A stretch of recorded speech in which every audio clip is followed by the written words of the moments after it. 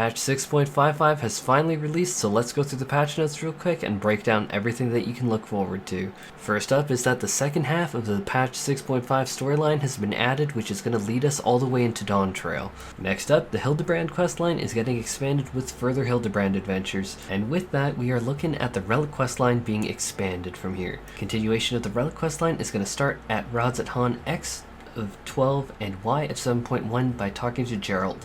Tataru's Grand Endeavor is getting an expansion to itself as well, which is going to start by talking in Old Charlian coordinates of X of 11.8 and Y of 9.8 to Medina, and you do need to have a few requirements here, so I'm going to go over them real quick. So you need Growing Light, which is going to be the first half of 6.5 done from the MSQ.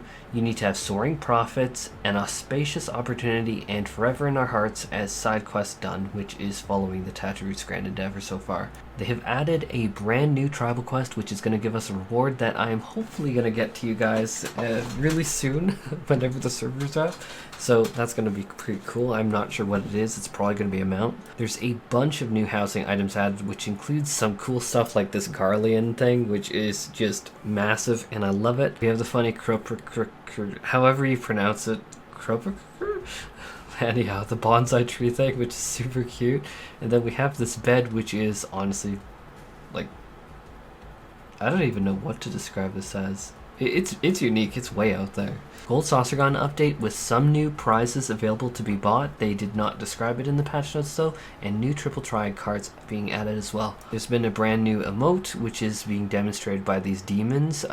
They're pressing their cheeks. Next up is there is a brand new trial added, which is called the Gilded Araya, which, judging from the quest that is required to unlock it, which is the Gentleman at Heart, is actually going to be from the end of the Hildibrand questline. So it did end up being Gilgamesh cross-dressing. Understood. If you've been interested in collecting all the Shadowbringers, and Walker mounts, then the drop rates of the links of Abyssal Grief and the links of Fallen Shadow Flute has been buffed, both of them.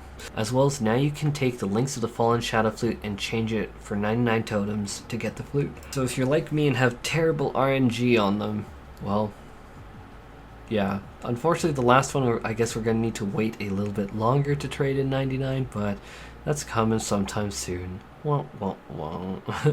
My RNG is so bad, guys. Next up is we're looking at a bunch of PvP buffs and nerfs. First up is that Purify is having Resilience effect being granted unconditionally.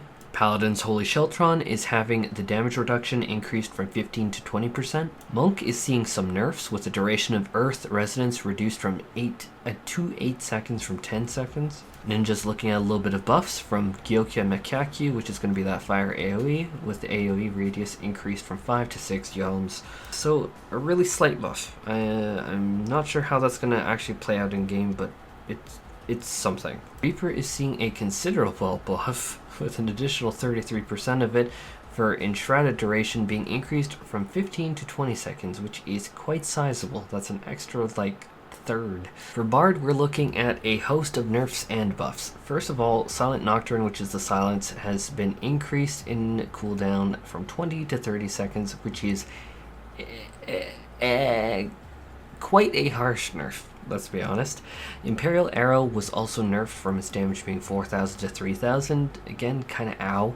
The Warden's Pan has had its recast time reduced from 30 to 25 seconds, and the duration of the bear, however, has been reduced from 10 to 8 seconds. So a very slight buff on that. And then Blast Arrow has had its potency increased from 8,000 to 10,000. Overall, I would say this is a nerf just because the silence effect was one of the strongest things Bard brought, so Dancer's looking at a bit of a buff, with Honing Ovation getting a number tweak, roughly 1,000 more potency to every different layer of Honing Ovation. Black Mage is getting a very humble buff from 48,000 max HP to 49.5 thousand, so pretty humble buff. White Mage is getting quite a nerf with their Milk of Nature, which is the transformation ability, their polymorph ability, having its cooldown increased from 30 seconds to 45 seconds, so that is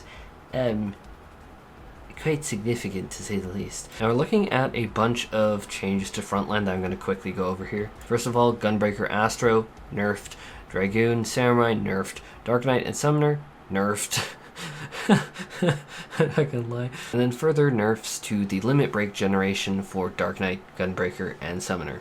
They've added a bunch of new items that they're going to detail at a later date, new recipes, new fish, new mounts, new bardings, new fashion accessories. And yeah, so we are looking at quite a bit of content added for 0.5 patch, which I'm really happy to see that there's the trial, so that's going to give us something to chew on. And with that, I'm going to end this video, and maybe I'll get a little bit of sleep before I do the relic. We'll see. Anyhow, take care everyone. I hope that you have an absolutely brilliant day, and see you later.